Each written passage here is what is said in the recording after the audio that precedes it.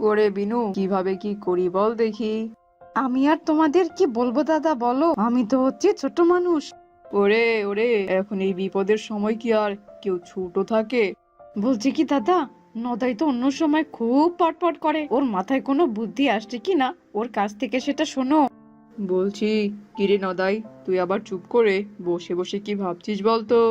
আসলে আমি ভাবছি, নদী শুকিয়ে যাওয়ায় হয়তো পানির অভাবে আলু গাছে আলু নামছে না। এখন তো দেখছি আসলে ব্যাপারটা তো নয়। সে কি রে, তুই আবার এসব কি বলছিস? তাহলে বল দেখিনি কেন এমনটা হচ্ছে। আমার মনে হচ্ছে কি, আমাদের লাগানো আলুর বীজে নিশ্চয়ই কোনো সমস্যা আছে। হ্যাঁ হ্যাঁ দাদা, আমারও এবার কিন্তু তাই মনে হচ্ছে। তাহলে এবার আমাদের কি করা উচিত রে নদাই? দেখো দাদা, আমরা তো আর জমিতে কম সার পানি দেই না, তাহলে আবার আলু কেন হবে না বলো তো? হ্যাঁ হ্যাঁ, তাই তো, এর আগে তো কখনো এমনটা হয়নি। তাহলে আবার এখন আমরা কি করতে পারি দাদা? আমার তো চিন্তায় কোনো কিছু একদম মাথায় আসছে না রে। আমরা একটা কাজ করতে পারি দাদা। তাই নাকি? তবে বলতো, কি কাজ করতে পারি? আমরা ফটিকের কাছে গিয়ে একটা পরামর্শ নিতে পারি। ধুর, ফটিকের কাছে আবার আমরা কেন যাবো বল দেখি? আর ওর মতো পাগলের কাছে গিয়ে আমাদের কোনো লাভ নেই। আরে দাদা, না করছো কেন? একবার চলোই না, নদাই যখন বলছে তাহলে নিশ্চয়ই এর কোনো কারণ আছে। একে কি, আপনারা কারা? আর এইখানে আপনারা কি চান? আসলে আমরা এসেছি ফটিকদার কাছে। পাগলের কাছে আবার ভালো মানুষের কি কাজ থাকে শুনি? আসলে আমরা একটা সমস্যায় পড়েছি তো, এই জন্য। যাকে পাগল অপবাদ দিয়ে আপনারা গ্রাম থেকে তাড়িয়ে দিয়েছেন, আজ কিনা আপনারা তার কাছে এসেছেন। দয়া করে আপনি থামুন, আর আমাদেরকে বলুন না ফটিক কোথায়।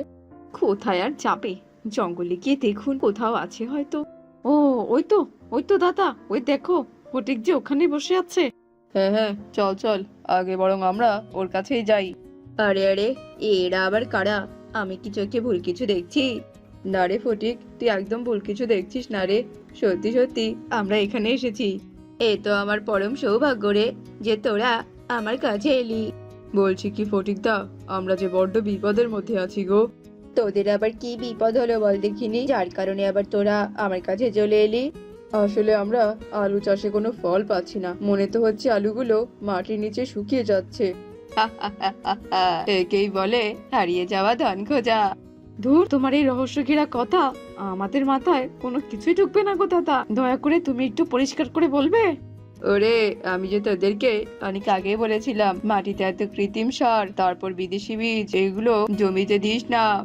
এই, এবার তাহলে এবার তাহলে আমরা কি করবোটা কি দাদা? দয়া করে তুমি আমাদেরকে একটু বুদ্ধি দাও।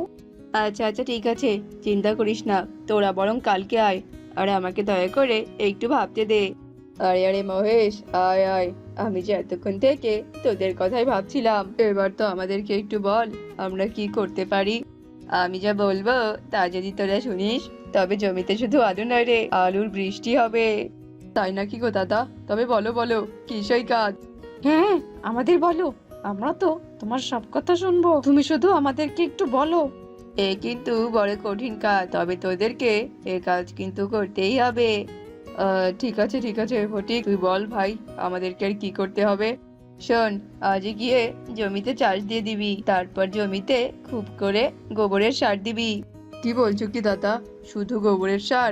হ্যাঁ রে হ্যাঁ, কারণ প্রাকৃতিক সার ব্যবহার করলে মাটির যে তেমন কোনো ক্ষতি হয় না, বরং ফসল আরো ভালো হয়। তাহলে কি আমরা আর কোনো সারই দেবো না? না রে না, আর কোনো সার দেওয়া লাগবে না। ওই দেখ, ওই বীজের বস্তাটা নিয়ে সবাই লাগাবি। এই বীজগুলো আবার কোথাকার রে ফটিক? এই বীজগুলো হলো আমার এই সোনার মাটিতে ফলা দেশি বীজ রে। এই বীজে কি সত্যি সত্যি ভালো ফলন হবে রে? তোদেরকে আমি বললাম তো, আমার কথা শুনে তোরা সব কাজ কর, তবে জমিতে শুধু আলু নয়, আলুর বৃষ্টি হবে রে, আলুর বৃষ্টি। আচ্ছা ঠিক আছে দাদা, যদি তোমার সব কথা সত্যি হয় তবে আমরা তোমাকে আবারও গ্রামের সসম্মানে ফিরিয়ে নিয়ে যাব। দাদা, আমার তো চাষ দেওয়া শেষ। ও, জমিতে কি তুই গোবরের সার দিয়েছিস?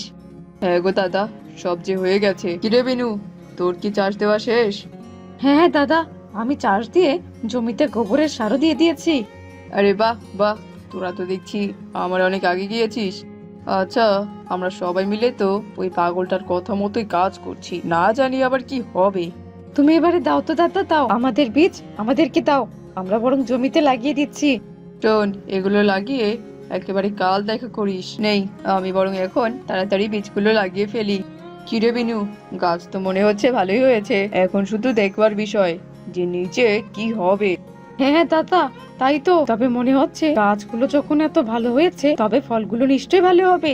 হ্যাঁ হ্যাঁ দাদা, তাছাড়া সার পাতে আমরা যে এত ভালো আলুর গাছ পাবো সেটা তো কখনো ভেবেই দেখিনি।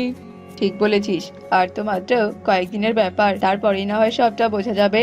হ্যাঁ, আর শোনো, ফটিকদার কথা যদি সত্যি হয় তবে কিন্তু আমরা সবাই মিলে ফটিকদাকে আবারও সম্মানের সাথে এই গ্রামে ফিরিয়ে নিয়ে আসবো।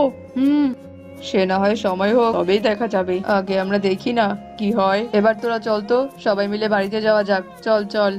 আরে বাহ, এ তো দেখছি সাংঘাতিক কাণ্ড। বিনু, এই বিনু, এই দেখ দেখ, একটা গাছের নিচে কতগুলো আলু। দেখো দাদা, একদম ঠিক বলেছো। আমার জমিতেও একদম একই অবস্থা। একটা গাছের নিচে মনে হচ্ছে হাজার হাজার আলু। নদাই আবার কি করছে রে? ওকে একবার ডাক দে। নদাই, আরে ও নদাই, এদিকে একবার আয় দেখি। কি দাদা, তোমাদের বিশ্বাস হচ্ছে না তো? ওই পাগলের কথাই একদম সত্যি হলো। হ্যাঁ দাদা, এই দেখো, জমিতে মনে হচ্ছে আলুর বৃষ্টি হয়েছে। হ্যাঁ রে, আমরা সবাই যে ওই ফটিককে ভুল বুঝে গ্রাম থেকে তাড়িয়ে দিয়েছিলাম। হ্যাঁ হ্যাঁ দাদা, ঠিক বলেছো। এখন সময় হয়ে এসেছে ফটিকদাকে যথাযথ সম্মান দিয়ে এই গ্রামে ফিরিয়ে নিয়ে আসার। হ্যাঁ হ্যাঁ, এখন সব আলুগুলো চল নিয়ে চল, তারপর ব্যাপারটা দেখছি। আরে আরে মহেশে, তা বলছি তোরা আবার কি মনে করে এলি বলতো? তুই মহান রে ফটিক, তুই যে আমাদের রত্ন। হ্যাঁ হ্যাঁ ফটিক দাদা, আমরা তোমাকে ভুল বুঝে গ্রাম থেকে তাড়িয়ে দিয়েছিলাম। আজ আমরাই তোমাকে গ্রামে ফিরিয়ে নিয়ে যাওয়ার জন্য এসেছি। না রে, তার হয় না রে মহেশ। আমি যে আর ওই গ্রামে ফিরতে পারবো না। তাছাড়া আমার গিন্নি যে আর চায় না যে আমরা ওই গ্রামে ফিরে যাই। তাহলে কি তুমি আমাদের পাশে আর থাকবে না দাদা? শোন শোন, আমি সব সময় তোদের সব বিপদে পাশে আছি রে। তোরা যে কোনো বিপদে সব সময় আমাকে ঠিক পাবি। তুই একবার ভেবে দেখ ফটিক, আমরা সবাই তোকে কত আশা করে নিতে এসেছি। না রে মহেশ, তা যে আর হয় না। আমি চাই আমাদের গ্রামে যেমন এবার আলুর বৃষ্টি নেমেছে, ঠিক তেমন ভাবেই সব ফসলেরই বৃষ্টি নামুক। ও নিয়ে তুই একদম কোনো চিন্তা করিস না রে মহেশ, আমি সব সময় তোদের পাশে আছি।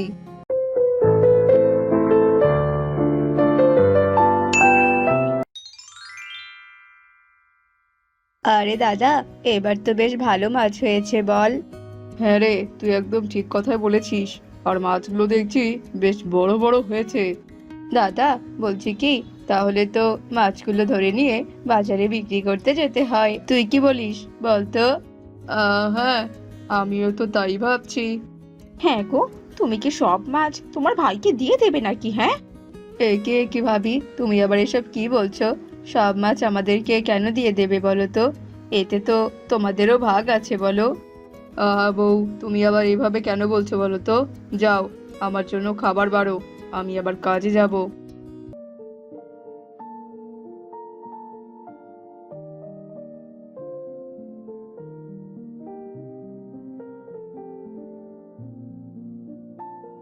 বলছি কি বউ, তোমার রান্না কি হলো?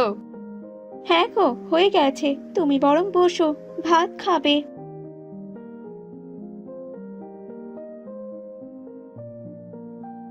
ওগো, মাছ তো বেশ বড় বড়ই হয়েছে। এবার কি তবে মাছগুলোকে বাজারে বিক্রি করতে নিয়ে যাবে? হ্যাঁ গো, নিয়ে যাব।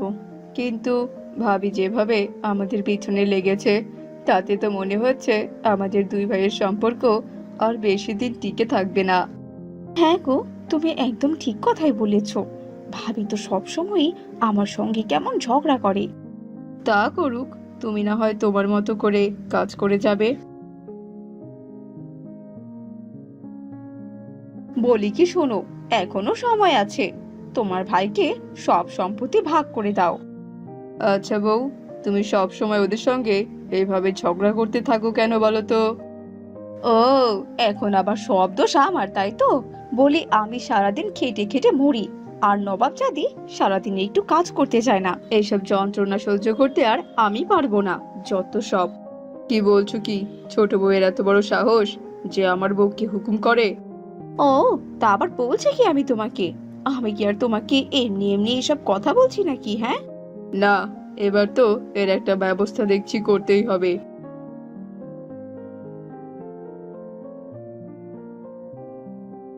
বলাই, এই বলাই।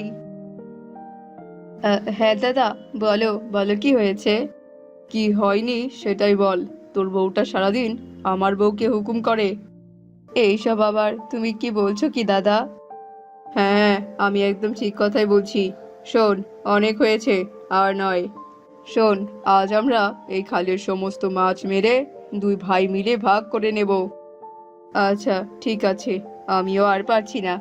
এই খালের অর্ধেক মাছ তুমি আমাকে ভাগ করে দিও। শোন বলাই, দুই হাঁড়ি মাছ তোর, আর এই তিন হাঁড়ি মাছ আমার। এ কি কি দাদা, তুমি নিলে তিন হাঁড়ি মাছ আর আমাকে কিনা দিলে দুই হাঁড়ি মাছ? কেন দেবে না?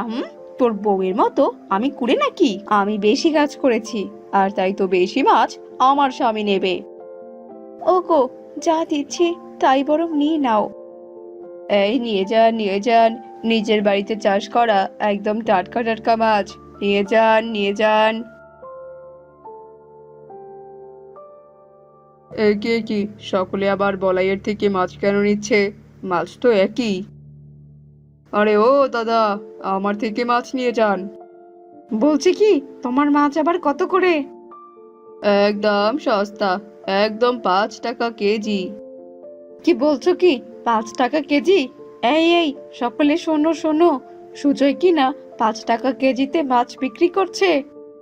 বলছি যে দাদা, তুমি এত কম টাকায় মাছ দিচ্ছ যে। আমার মাছ আমি না হয় ফ্রিতে দেব, তাতে তোর কি বলতো? দাদা তো সবকিছু থেকেই আমাকে বঞ্চিত করলো। তুমি একদম দুঃখ পেও না, দেখবে সব কিছু ঠিক হয়ে যাবে। শোনো, কাল বরং তুমি খালটা সমান ভাগে ভাগ করে নাও। আমাদের যে কটা মাছ বেঁচে আছে সেগুলো না হয় আমরা জলে ছাড়বো। হ্যাঁ বউ, তুমি যে একদম ঠিক কথা বলেছো। তাছাড়া এখন এই মাছগুলো বিক্রি করতে গেলে কেউ যে ভালো দাম দেবে না। এখন চলো, কিছু খাওয়া দাওয়া করে ঘুমিয়ে পড়ো, কাল সকালে না হয় যা করবে করো। নে, আজ থেকে এই পার তোর, আর এপার হচ্ছে আমার। তুই আমার এপারে আসবি না, আর আমিও তোর ওপারে যাব না। আচ্ছা আচ্ছা, ঠিক আছে। সীতা, বলছি কি, হাড়ির মাছগুলো নিয়ে এসো তো। এই নাও, মাছগুলো তুমি এবারে ছেড়ে দাও। হ্যাঁ হ্যাঁ, দাও দাও। ওগো, ওরা তো মাছ ছাড়লো, বলছি আমরা মাছ ছাড়বো না? হ্যাঁ হ্যাঁ, নিশ্চয়ই নিশ্চয়ই ছাড়বো। দেখো দিদি, তোমাদের থেকে আমাদের মাছগুলো কত বড় বড় হয়। হ্যাঁ হ্যাঁ, ওসব কিছু আমি পরে দেখে নেব। ওগো, বলাইয়ের মাছগুলো যে অনেক বড় বড় হয়েছে, তুমি কি সেসব কিছু দেখেছো? হ্যাঁ। তা তো হয়েছে, আর আমিও সেটা দেখেছি। হুম। হ্যাঁ গো, আমি যে শুনে এলাম, বলে নাকি ওই মাছ বিক্রি করে বড় সড়ো বাড়ি বানাবে। কি? ও কিনা মাছ বিক্রি করে বড় বাড়ি বানাবে? না, এটা তো কিছুতেই হতে দেওয়া যায় না। হুম। আমি বলি কি, তুমি ওর মাছগুলো সব একদম মেরে ফেলো। হ্যাঁ গো গিন্নি, এসব আবার তুমি কি বলছো গো? আমি একদম ঠিক কথাই বলছি গো। তাছাড়া তো তুমি ওকে আর কিছুতেই আটকাতে পারবে না। হুম, তুমি যেহেতু বলছো, তাহলে তো করতেই হয়। দেখো দেখো, আমাদের কত বড় বড় মাছ হয়েছে। হ্যাঁ গো হ্যাঁ, তুমি যে একদম ঠিক কথা বলেছো। আমি বলছি কি, তুমি বরং কাল মাছগুলো বাজারে বিক্রি করে এসো, কেমন? হ্যাঁ গো, আমিও যে তাই ভাবছি। আচ্ছা, অনেকটা বেলা হয়েছে, এখন ঘরে চলো, তোমাকে আমি কিছু খেতে দেই। হা হা হা হা হা, হয়ে গেছে বউ, হয়ে গেছে। আমিও এবার দেখি কেমন করে ওরা বড় সড়ো বাড়ি বানায়। হয়েছে এখন, চলো বউ চলো, ঘরে চলো। হায় হায়, এ আবার আমাদের কি সর্বনাশ হলো গো। ওগো, ওগো তুমি কোথায়? এইদিকে এসে একবার দেখো, আমাদের কত বড় সর্বনাশ হয়ে গেল গো। এ এ কি, এ কি হয়েছে আমার মাছের? দাদা, ও দাদা, তুমি কোথায় গো? এই দেখো, কত বড় সর্বনাশ হয়েছে। হায় হায় হায়, এ কি সর্বনাশ হয়েছে গো। আমাদের মাছগুলো সব মরে গেছে। হায় হায় হায়, এ আবার আমি কি সর্বনাশ করলাম? হ্যাঁ, ভাইয়ের প্রতি আমি হিংসে করতে গিয়ে নিজের কত বড় সর্বনাশ আমি রেখে আনলাম। হায় হায় হায়, ঈশ্বর, এবার আমার কি হবে কি? এসব আমি কি শুনছি কি দাদা? তার মানে এই সবকিছু কিনা তোমার কাজ? হ্যাঁ রে ভাই, হ্যাঁ।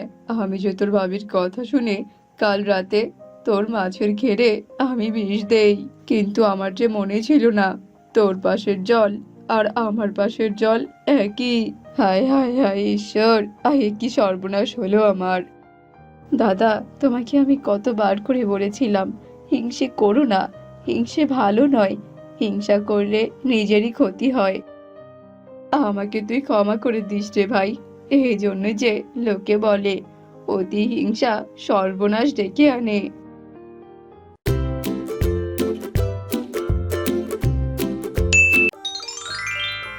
মতিঝিল গ্রামে তিতির ও কোয়েল নামে দুই বোন বাস করত। তিতির ও কোয়েলের বাবা মা মারা গেছে প্রায় 7 বছর হলো।